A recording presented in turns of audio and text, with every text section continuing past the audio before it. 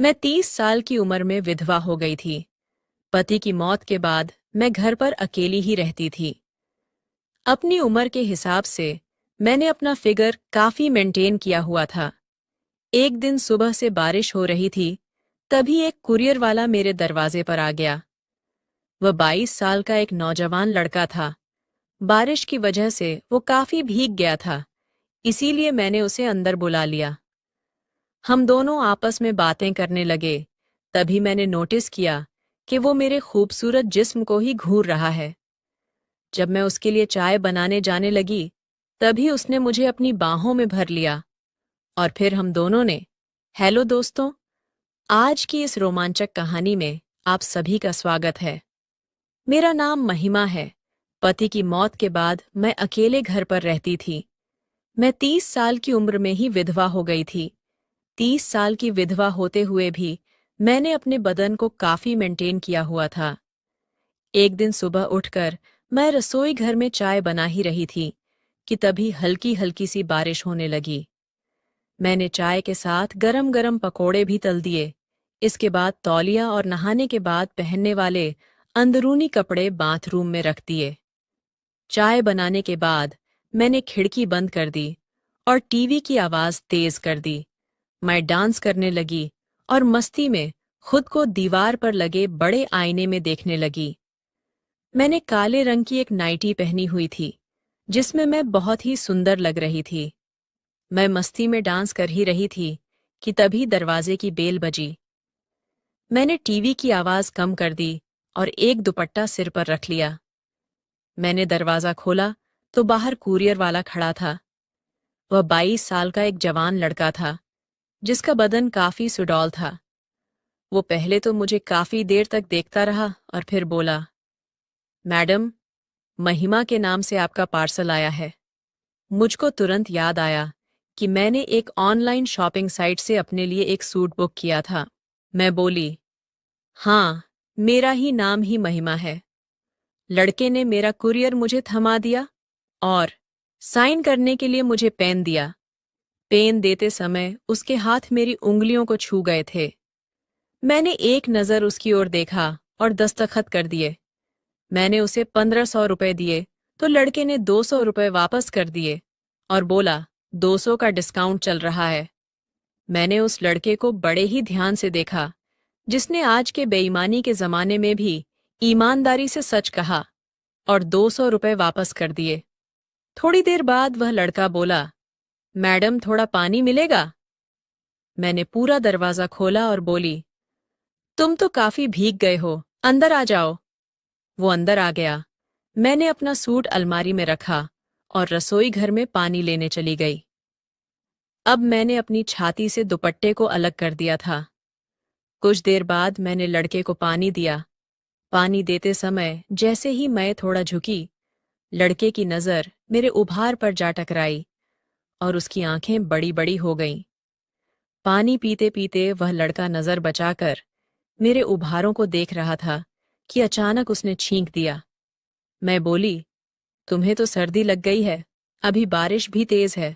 अगर तुम चाहो तो थोड़ी देर यहाँ रुक सकते हो।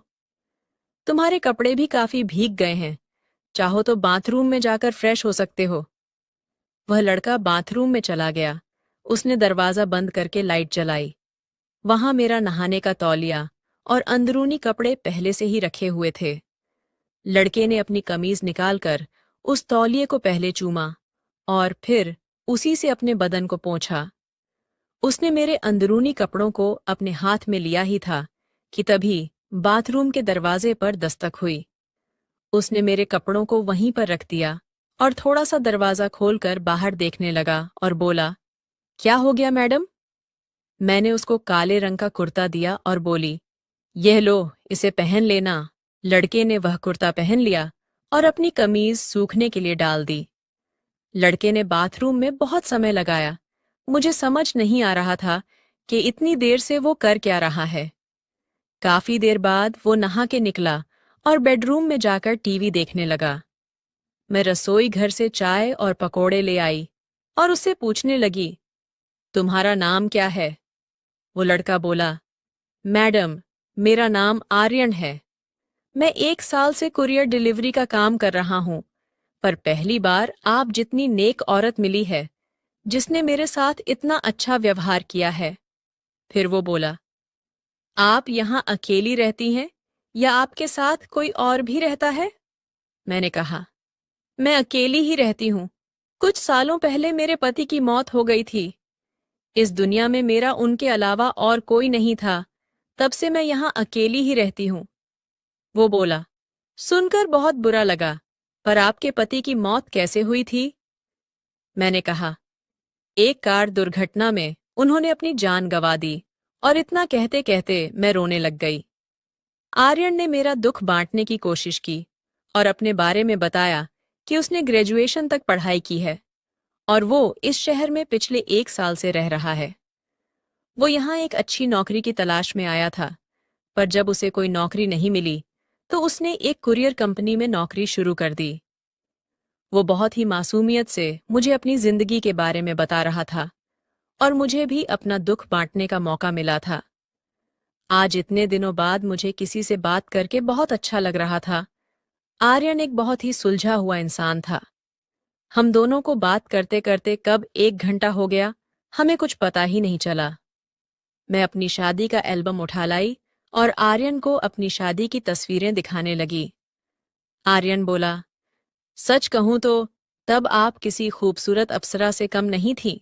मैंने मुस्कुराते हुए कहा, और अब? क्या अब मैं अप्सरा नहीं लगती? बस इतना बोलकर मैं मुस्कुराते हुए खाली प्लेट और कप लेकर रसोई घर में चली गई। मैंने आर्यन से कहा, तुम यही बैठो, तब तक मैं नहा के आती हूँ। मैं नहाने की तैयारी कर रही थी और मैं ये भी नोटिस कर रही थी कि आर्यन सिर्फ और सिर्फ मेरी खूबसूरती ही निहार रहा है। मैं नहाने के लिए जा रही थी कि तभी वापस बेडरूम में आ गई। मुझे देखकर आर्यन हैरान रह गया। मैंने पूछा, तो बताओ कैसी लगी मेरी शादी की एल्बम? आर्यन बोला, बहुत खूबसूरत। वह मेरे गले के नीचे देख रहा था और बड़ी ही मदहोश सी आवाज में बोला, वैसे आप अभी भी कुछ कम नहीं हैं। आप अगर चाहो को किसी का भी मन मोह सकती हो। ये सुनकर मैं एक खास अदा में मुस्कुरा दी। मैं नहाने चली गई और कुछ देर बाद मैंने बाथरूम से आवाज दी, आर्यन, मैं अपना तौलिया लेना भूल गई हूं, प्लीज तौलिया दे दो मुझे।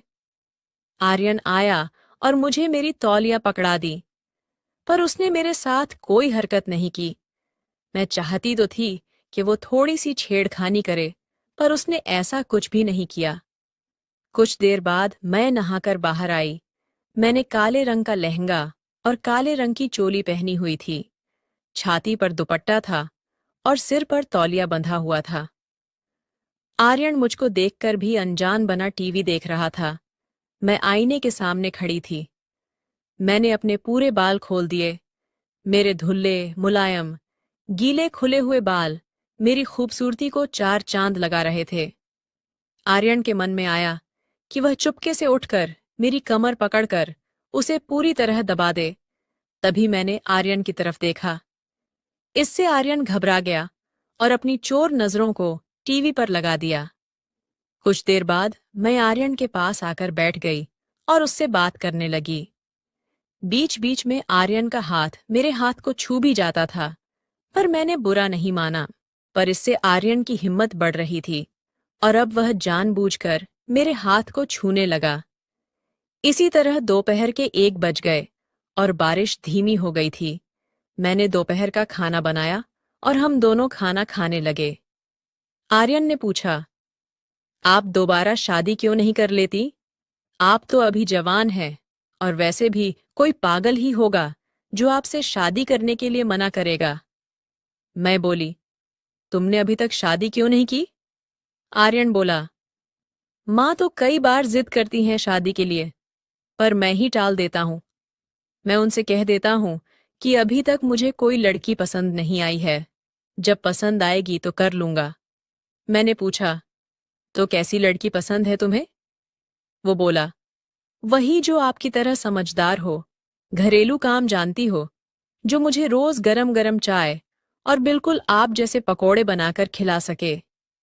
मैं उसका भाव समझते हुए बोली, पर आर्यन, मैं तो तुमसे 8 साल बड़ी हूं और विधवा भी हूं। आर्यन बोला, तो क्या हुआ? आपके पति की मौत एक हादसे में हुई थी, पर इसका मतलब ये तो नहीं कि आप जिंदगी भर अकेली रहो। आपको भी खुश रहने का हक है और मैं आपको खुश रखूंगा। मैं अपनी चिंता जाहिर करते हुए पूछा, पर क्या तुम्हारे माता पिता मानेंगे? तुम एक जवान लड़के हो। अगर तुम एक विधवा से शादी करोगे तो हो सकता है कि तुम्हारे माता पिता तुमसे बात करना बंद कर दें। आर्यन मुझे समझाते हुए बोला, अरे शादी मुझे करनी है या मेरे मम्मी पापा को। तुमने वह कहावत नहीं सुनी कि जब मियाँ बीवी राजी तो क्या करेगा काजी। शाम के 4 बज चुके थे, तभी आर्यन के फोन पर एक कॉल आया। उसकी मम्मी ने फोन किया था। वह बात करने के लिए रसोई घर में चला गया। मैं दीवार से कान लगाए आर्यन की सारी बातें सुन रही थी। आर्यन ने भांप लिया था कि मैं पास में ही हूं। तभी आर्यन बोला, नहीं मम्मी, अब आपको कोई लड़की देखने की जरूरत नहीं है। मुझे यहाँ एक लड़की पसंद है और मैं उसी से शादी करूंगा। ये सुनकर मैं शर्मा गई और नजरें बचाकर आर्यन को देखने लगी। इसके बाद आर्यन ने फोन काट दिया और मैं पीछे से आकर उससे लिपट गई। आर्यन ने मुझे अपनी बाहों में भर लिया और तभी बारिश दोबारा शुरू हो गई। मैंने आर्यन को रोका। मैं बोली, अगर बुरा ना मानो तो आज यही रुक जाओ। आर्यन का भी मन कर रहा था मेरे साथ पूरी रात रुकने का। मैंने कहा, मैं रसोई घर में सो जाती हूँ, तुम यहीं बेडरूम में सो जाओ। वो बोला, अरे ऐसे कैसे? ये घर तुम्हारा है, तुम बेडरूम में सो जाओ। मैं किचन में सो जाऊंगा और वैसे भी मुझे ज्यादा आराम की आदत नहीं है। मैंने कहा, हाँ, अभी ये घर तुम्हारा नहीं है, पर शादी के बाद तो तुम्हारा भी हो जाएगा। ये सुनकर आर्यन ने मुझे गले से लगा लिया और मेरे गालों पर एक जोरदार किस जड़ दिया। उसने मेरे शरीर से दुपट्टा अलग कर दिया। मैं भी आर्यन से पूरी तरह लिपट गई। वह मुझको चूमने लगा और फिर हम एक दूसरे में समा गए। मैंने अपना सब कुछ आर्यन को समर्पित कर दिया था, क्योंकि हम दोनों एक दूसरे के साथ पूरा जीवन निभाने वाले थे। कमेंट करके ज़रूर बताइएगा कि आपको ये कहानी कैसी लगी।